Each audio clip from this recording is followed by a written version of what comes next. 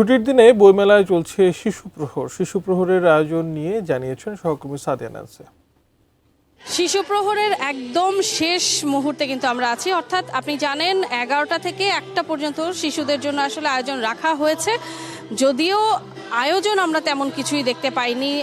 সকাল থেকে মোটামুটি বলা যায় 12টা পর্যন্ত আমরা মেলা প্রাঙ্গণে শিশুদের উপস্থিতিও দেখিনি, তবে স্টলে স্টলে কিন্তু বাচ্চাদের জন্য বেশ কিছু নতুন বইয়ের আসলে পসরা সাজানো হয়েছে এবং সেই স্টলগুলোতে আমরা ঘুরে দেখেছি।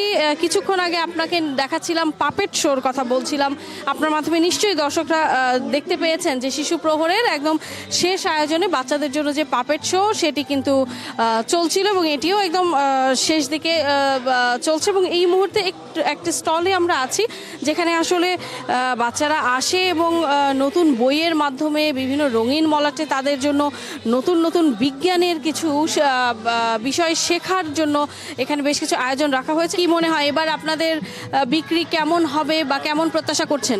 প্রতিবারের থেকে তুলনামূলক একটু কম হয়, যেহেতু এবার একটু বিজ্ঞান এবার হচ্ছে বই মেলার সময়টা একটু কম, সেক্ষেত্রে মনে হচ্ছে গতকাল থেকে একটু ভালো রেসপন্স পাচ্ছে। এবার মোটামুটি ভালোই পাবো আর কি আমার মনে হচ্ছে, আমি আশা করছি।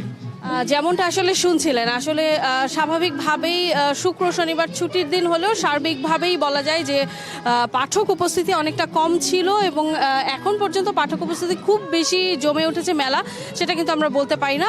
অর্থাৎ ধীরে ধীরে আসলে পাঠকরা আসছেন, তবে বিক্রেতারা আশা করছেন নিশ্চয়ই আরও বেশ কিছুদিন, যেহেতু মেলা আছে 15 তারিখ পর্যন্ত চলবে, সেই পর্যন্ত নিশ্চয়ই তাদেরও বিক্রি ভালো হবে। সামনে আরও একটি শুক্র শনিবার পাবেন তারা এবং তখন হয়তো বিক্রিটাও আরও অনেক ভালো হবে। তো সব কিছু মিলিয়ে বইমেলা প্রাঙ্গণ থেকে এই ছিল আমার কাছে সবশেষ খবরাখবর।